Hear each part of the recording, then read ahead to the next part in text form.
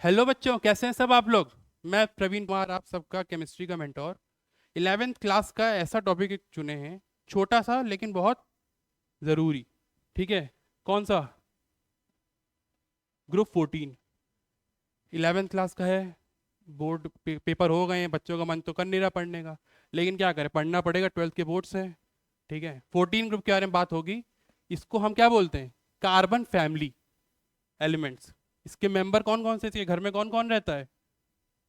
Carbon, silicon, germanium, tin, lead, flerovium. Head कौन है इसका? Carbon.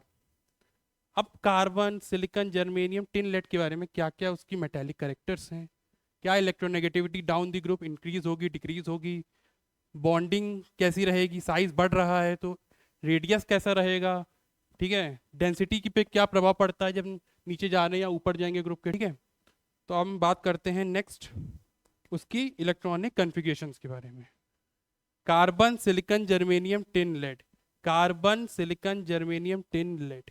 Carbon, silicon, germanium, tin, lead. ये जो एलिमेंट्स हैं, जैसे जैसे ग्रुप में नीचे रखे गए हैं वैसे वैसे आप सबको याद होने चाहिए। क्यों? उसके एटॉमिक नंबर 6, 14, 32, 50, 82। एटॉमिक नंबर कुछ याद आ रहा है कुछ पीछे का, कि 10th क्लास में पढ़ा था atomic number, atomic mass, electronic configurations? नहीं याद आ रहा है? चलिए रिवाइज करते हैं एटॉमिक नंबर के बारे में। पीरियोडिक टेबल में 1 से लेकर 118 तक एलिमेंट्स प्लेस हैं। जो एलिमेंट जिस जिस प्लेस में जैसे जैसे ग्रुप में पीरियड में रखे गए हैं, उसको जो प्लेस के नंबर्स होते हैं उसको बोला जाता है atomic number. Like hydrogen, helium, lithium, beryllium. Hydrogen का क्या है? 1, हीलियम का 2, लिथियम का 3, बेरिलियम का 4। ठीक है, वैसे कार्बन का 6, सिलिकॉन का 14। इलेक्ट्रॉनिक कन्फिगरेशन उसके जो इलेक्ट्रॉन्स, अब कार्बन में 6 एटॉमिक नंबर है, तो एटॉमिक नंबर 6 है तो ये इलेक्ट्रॉन कितने होंगे? 6। अब उसको अलग अलग शेल्स में डिवाइड किया गया है। हीलियम 2s2 2p2, सिलिकॉन में 14, नियॉन 3s2 3p2। नियॉन यहाँ क्यों रखा गया है? यहाँ पे तो 10 इलेक्ट्रॉन्स होने चाहिए, 4 और 10 14, लेकिन यहाँ नियॉन हम यहाँ 10 रखें। 10 इलेक्ट्रॉनिक कन्फिगरेशन किसकी होती है? नियॉन की। तो हम या तो इलेक्ट्रॉनिक कॉन्फ़िगरेशन डायरेक्ट लिखते हैं या फिर हम नियॉन लिखते हैं। नियॉन क्या है? Helium, neon, argon, krypton, xenon. These are noble gases, fully electron paired होते हैं। ठीक है, 18 ग्रुप्स के एलिमेंट बोले जाते हैं, that is noble gases. Germanium, argon 3d10 4s2 4p2। Tin, krypton 4d10 5s2 5p2। एक चीज आप गौर करिए यहाँ पे, कि जो इलेक्ट्रॉनिक कॉन्फ़िगरेशन हो रही है 2s2 2p2 3s2 3p2 4s2 4p2 5s2 5p2 6s2 6p2, same number नहीं चल रहा है, सेम ट्रेंड फॉलो हो रहा है, जैसे ऊपर जैसे नीचे एक नंबर बढ़ता जा रहा है। n n+1 n+2 है ना, तभी इसके इलेक्ट्रॉनिक कॉन्फ़िगरेशन जो होती है वो हम क्या करते हैं? n s2 n p2। मतलब क्या है कि जो इस ग्रुप का एलिमेंट्स हैं वो इस इलेक्ट्रॉनिक कन्फिगरेशन को फॉलो कर रहे हैं, इस ट्रेंड को फॉलो कर रहे हैं। यही इलेक्ट्रॉनिक कन्फिगरेशन का ट्रेंड होता है उनका। अब देखिए 1s2 2s2 2p2। कार्बन का है कितने एलिमेंट, कितने इलेक्ट्रॉन्स हैं? 6 इलेक्ट्रॉन्स हैं टोटल। अब इसमें इसके वैलेंस सेल, वैलेंस सेल समझते हैं आप लोग? वैलेंस सेल मतलब होता है जो आउटर मोस्ट जो सेल होते हैं उनके टोटल इलेक्ट्रॉन्स को क्या बोलते हैं? Valence shell. Valence shell of carbon कितने हो जाएंगे? 4 इलेक्ट्रॉन्स। 4 इलेक्ट्रॉन्स होंगे। सिलिकॉन के भी 4, जर्मेनियम के भी 4। और जितने इलेक्ट्रॉन्स वैलेंस शेल में होते हैं उसी को हम क्या बोलते हैं? Maximum oxidation state of the element, कि वो कितने एलिमेंट दे सकता है बॉन्ड बनाने के लिए, शेयरिंग कर रहा है। ठीक है, इलेक्ट्रोस्टैटिक बॉन्ड्स होता है, आयनिक बॉन्ड होता है, कोवेलेंट बॉन्ड होते हैं। तो वैलेंस सेल मतलब मैक्सिमम ऑक्सीडेशन स्टेट कितनी वो फॉलो कर रहा है। +4 मैक्सिमम ऑक्सीडेशन स्टेट होती है कार्बन फैमिली की, ठीक है। अब जैसे जैसे हम लोग नीचे जाएंगे ग्रुप में, वैसे वैसे फॉलो होगा carbon, silicon, germanium, tin, lead, 1 2 3 4, ठीक है। अब ये बताओ जैसे जैसे नीचे जा रहे हैं साइज क्या होगा, बढ़ेगा।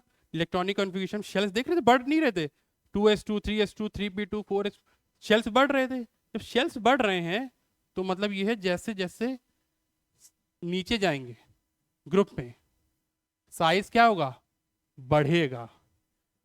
साइज बढ़ेगा, साइज, मास, मास भी बढ़ेगा।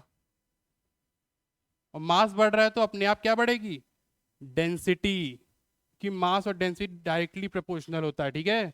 रेडियस बढ़ रहा है, मास बढ़ेगा, डेंसिटी बढ़ेगा, साइज बढ़ रहा है, ठीक है।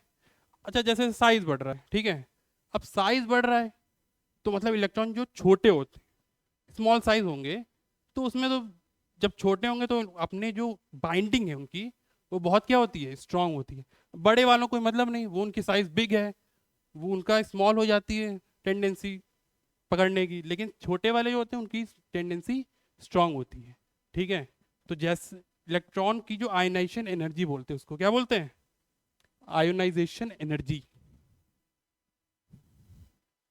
आयनाइजेशन एनर्जी मतलब होता है बेटा कि जो आउटर मोस्ट इलेक्ट्रॉन्स होते हैं उसकी रिमूविंग कहाँ से अच्छे से होगी, कार्बन से, सिलिकॉन से, जर्मेनियम, टिन से, लेड से। कहाँ से जल्दी जाएगा, जैसे जैसे नीचे जा रहे हैं, कार्बन से, सिलिकॉन से, जर्मेनियम से, उसके बाद क्या आएगा, उसके बाद आता है लेड, फिर आता है टिन। क्यों लेड क्यों आया, देख रहे हो आप लेड ही क्यों आया, due to lanthanide contraction. Small size हो गया, साइज स्मॉल हो गया तो इलेक्ट्रॉन्स अच्छे से नहीं जाएंगे, तो ज़्यादा आयनेशन एनर्जी लगेगी। जब ज़्यादा लग रही है तो ज़्यादा हो जाएगा उसका ट्रेंड, कार्बन का छोटा साइज उससे ज़्यादा, फिर सिलिकॉन, फिर जर्मेनियम, फिर lead, due to lanthanide contraction की बात हुई है, ठीक है। अब क्या बचा हमारा, कार्बन के बारे में पढ़ते हैं। अभी हमने पढ़ा इलेक्ट्रॉनिक कन्फिग्रेशन क्या है, NS2 NP2। जैसे जैसे हम लोग the element shows increasing metallic character, जैसे जैसे नीचे जा रहे हैं मेटालिक करेक्टर क्या हो रहा है, बढ़ रहा है। कार्बन क्या है, सिलिकॉन क्या है, किस ग्रुप में बांटा गया है, मेटल, मेटलॉइड, नॉन मेटल। कैसे बाइफरकेट किया गया है, तो ये कार्बन क्या होता है, carbon is a non metal, and silicon and germanium both are metalloids, and tin and lead are metals. Soft metals होते हैं वो सब, लेकिन मेटल्स की कैटेगरी में रखा गया है, ठीक है, टिन और लेड को। Heavier elements of the group, अब हमने बताया था जैसे जैसे नीचे जा रहे हैं ऑक्सीडेशन स्टेट क्या होती है, +4 रहती है मैक्सिमम ऑक्सीडेशन स्टेट। लेकिन जैसे जैसे हम लोग बॉटम ऑफ द ग्रुप जाएंगे तो जो सबसे नीचे जो एलिमेंट्स होते हैं 3 ग्रुप के, वो हम क्या होते हैं, जैसे ये देखना बेटा, thallium, lead, bismuth, carbon, nitrogen और बोरॉन।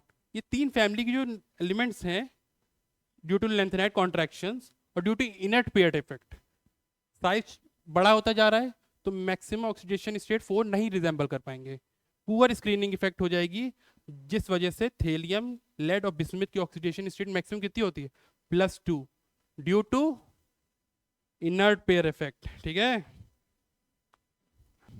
फिर आगे हम लोग देखते हैं कार्बन के बारे में पढ़ते हैं। हम सब जानते हैं कि कार्बन जो है हमको 2 ग्रुप में बांटा गया है, एक तो नेचुरल फॉर्म में जैसे मिलता है, दूसरा जो दूसरे एलिमेंट से कंबाइन होकर मिल रहा है। नेचुरली कैसे, कोल, कोक, जो कोल के फॉर्म्स होते हैं ना, लाइमस्टोन्स टाइप, उसमें। फिर आती है बात कंबाइंड फॉर्म में, कार्बन डाइऑक्साइड, मीथेन, ऐसे मिलते हैं। और कार्बन देखिए आप लोग कितनी जरूरी है हमारी लाइफ के लिए, कार्बन डाइऑक्साइड ले लो चाहे कोल, है ना। कार्बन है नॉन मेटेलिक प्रॉपर्टीज, बात हुई थी, नॉन मेटल के करेक्टर्स होते हैं उसमें, forms covalent bond with non metal and ionic bond with metals, non metal character है, ठीक है। कोवेलेंट बॉन्ड, आयनिक बॉन्ड, ये सब बॉन्ड्स के जो नाम आपने सुने होंगे, लेकिन आप लोग भूल गए होंगे। 11th का इतना वास्ट टॉपिक है, डर के मारे भाई यहाँ ये वहाँ, फिजिक्स इतनी ज़्यादा है, मैथ्स इतनी ज़्यादा है, लेकिन बेसिक ट्रेंड्स आप लोग भूल गए। तो कोवेलेंट बॉन्ड क्या होते हैं? कोवेलेंट बॉन्ड्स होते हैं sharing of electron with in the atom, जब दो एटम में शेयरिंग होती है इलेक्ट्रॉन्स की, ठीक है। और आयनिक बॉन्ड इलेक्ट्रोस्टैटिक रिपल्शन होते हैं, जैसे आयनिक बॉन्ड से होते हैं ना ionic factors, positive negative polar behaviour, जैसे H पॉजिटिव OH नेगेटिव, सब आयनिक बॉन्ड्स है ना, आयनिक करेक्टर दिखा रहा है, पॉजिटिव नेगेटिव, इलेक्ट्रोस्टैटिक रिपल्शन बोलते हैं इसको। Covalent bond sharing of electrons, ठीक है, शेयर हो रहे हैं इलेक्ट्रॉन, कि तुम भी रखो हम भी रखें, साथ साथ दोस्ती रहेगी, तुम्हारे भी रहेंगे हमारे भी रहेंगे, साथ में एक मिलके कंपाउंड बना लेते हैं, ठीक है। Carbon is the only member of the group that commonly forms multiple bond with itself. ये बात करते हैं, ये बहुत इंटरेस्टिंग टॉपिक है। कार्बन की एक ऐसी प्रॉपर्टी है जो उसके ग्रुप में कोई भी एलिमेंट रिजेंबल नहीं करता है, ठीक है, that is called catenation power. क्या बोलते हैं उसको? Catenation power. कार्बन की जो कैटिनेशन पावर है वो बहुत ज़्यादा हाई है, और कोई भी एलिमेंट ग्रुप में या फिर पीरियोडिक टेबल में रिजेंबल नहीं करता। क्यों? Due to small size, small size है तो अपने बॉन्ड स्ट्रांग बना रहा है, बनाता जा रहा है बनाता जा रहा है, और प्लस इसके कितने इलेक्ट्रॉन्स होते हैं हमने पढ़े थे, 4 इलेक्ट्रॉन्स होते हैं, 1 2 3 4, फिर दूसरे से मिल गया 1 2 3 4, ठीक है। अब ये देखो, यहाँ देखो 3 3, इन दोनों में क्या हो रही है? शेयरिंग हो रही है इलेक्ट्रॉन्स की, कोवेलेंट बॉन्ड बना रहा है कि नहीं बना रहा है आपस में। अब यहाँ पे अच्छा, ये तुम लोग के मन में सवाल आया होगा कि यार कार्बन के बाद सिलिकॉन आता है, सिलिकॉन में भी तो हो सकती है ये कैटिनेशन पावर, सिलिकॉन क्यों नहीं दिखाता है? सिलिकॉन इसलिए नहीं दिखाता है बेटा, क्योंकि इसके जो इलेक्ट्रॉन जो ऑर्बिटल्स में भरे हैं वो कैसे भरे हैं? 2s2 2p2, ठीक है, लेकिन इसके इलेक्ट्रॉन्स 3s2 3p2 भरे हैं, ठीक है। 2s2 2p2 में जो क्षमता है वो ज़्यादा है, ठीक है, बॉन्डिंग की जो कैपेसिटी है वो इसकी स्ट्रांग है 2s2 2p2 की, लेकिन 3s2 3p2 में इतना ज़्यादा इंटरेक्शन नहीं हो पाता है, वो नॉर्मली इतना स्ट्रांग बॉन्ड भी नहीं बनेगा, इसलिए 3s2 3p2 को हम लोग कैटिनेशन पावर में कंसीडर नहीं करते हैं, 2s2 2p2 को कंसीडर किया जाएगा बस। इसीलिए कैटिनेशन पावर जो है कार्बन की बहुत ज़्यादा स्ट्रांग होती है, इसी से, और वो एक बहुत ज़्यादा अपना एक फेमस एलोट्रॉप बनाता है जो हम सब लोग अपनी लाइफ में देखे हैं, यूज़ करते हैं नहीं करते हैं वो तो, दैट इज डायमंड। डायमंड इतना स्ट्रांग है क्यों है? Due to its catenation power. Allotrope होता है ना कार्बन का, 3 एलोट्रॉप्स होते हैं, कार्बन के 3 इलेक्ट्रॉन्स, डायमंड, ग्रेफाइट, बकमिनिस्टर फुलरीन, ठीक है। अब जैसे डायमंड के बारे में बात करें, डायमंड का इलेक्ट्रॉनिक कन्फिग्रेशन sp3 है, और कार्बन ग्रेफाइट की sp2 है, इसमें एक भी इलेक्ट्रॉन अनपेयर्ड नहीं होगा, नो अनपेयर्ड इलेक्ट्रॉन्स, और इसमें एक इलेक्ट्रॉन अनपेयर्ड है, तो ये स्लिपरी नेचर का है, ठीक है, रफ है। और sp3 में, डेट इज डायमंड में, स्ट्रॉन्ग है, कैटिनेशन पावर बहुत अच्छी है, टेट्राहेड्रल शेप में होता है, इसलिए इसके जो बॉन्डिंग कैपेसिटी है बहुत सबसे ज़्यादा स्ट्रॉन्ग होती है डायमंड की, due to its catenation power, ठीक है। अब बात हम लोग करते हैं सिलिकॉन के बारे में। सिलिकॉन आप लोग ने देखा होगा, एबेंडेंस भी उसकी ज़्यादा होती है, ठीक है, लगभग 27 25 30% तक मिलता है। Central element to electronic technology and artificial intelligence में सिलिकॉन बहुत इंपॉर्टेंट रोल प्ले कर रहा है, ठीक है बच्चों। Larger atomic size in carbon which result in relatively few compound that have SI double bond SI and SI। Size बड़ा है, इलेक्ट्रॉन्स कितने हैं उसके? मैक्सिमम 4 इलेक्ट्रॉन्स हैं, तो किसके साथ वो बॉन्ड बना सकता है? 2 बॉन्ड, 2 बॉन्ड मतलब 2 2 इलेक्ट्रॉन, दो दो इसके 4 इलेक्ट्रॉन्स। अब ये O के साथ भी बना सकता है। क्यों? O का कितने वैलेंस इलेक्ट्रॉन होते हैं? O के कितने होंगे? O के भी 4 होंगे। SI डबल बॉन्ड SI, इसके भी 4 होंगे, साथ में बॉन्ड बना लिया। SI compound can act as a Lewis acid, whereas carbon के कंपाउंड जो होते हैं वो लुईस एसिड बिहेव नहीं करते। सिलिकॉन करेगा, सिलिकॉन अपनी डोनेटिंग पावर करेगा, डी इलेक्ट्रॉन्स इसमें आ जाते हैं। कार्बन का छोटा साइज है, हाइड्रोजन मिलेगा, आपस में बॉन्ड बना लेंगे, मीथेन बना लेता है, लेकिन ये ऐसा नहीं करता है, लुईस एसिड की तरह बिहेव करता है सिलिकॉन। ठीक है, next point, SI compound can expand the valence shell by using a d electron. हमने आपको बताया था कि सिलिकॉन में जो इलेक्ट्रॉनिक कन्फिग्रेशन होती है वो होती है नियॉन 3s2 3p2। ठीक है बच्चों, यहाँ ये कह रहा है डी इलेक्ट्रॉन्स है, लेकिन यहाँ डी इलेक्ट्रॉन्स मेंशन नहीं है। डी इलेक्ट्रॉन इसलिए मेंशन नहीं है क्योंकि यहाँ पे जो डी इलेक्ट्रॉन है वो जीरो है, इलेक्ट्रॉन इसमें फिल नहीं, लेकिन इसका जो डी ऑर्बिटल्स है वो इसमें आ चुका है। ठीक है, thereby allowing for the accommodation lone. अब अगर लोन पेयर होगा तो बात आएगी, है ना, कि अगर जैसे बॉन्ड बना रहे हैं, कॉम्प्लेक्स फॉर्म हो रहा है सिलिकॉन से, तो डी इलेक्ट्रॉन्स में इलेक्ट्रॉन्स जाते हैं। ठीक है बच्चों, तो आज हमने क्या क्या सीखा पीरियोडिक टेबल के बारे में? कार्बन, कार्बन की family, electronic configuration, metallic characters. ठीक है, कौन से मेटल हैं, कैसे कैसे ग्रुप में बांटे जा रहे हैं, नीचे जा रहे हैं तो क्या इंक्रीज हो रहा है, ऊपर जा रहे हैं ना। तो हम सब आज यहीं तक रखते हैं, नेक्स्ट जो बातें रहेंगी वो नेक्स्ट लेक्चर में। थैंक यू बच्चों, have a good luck. Okay.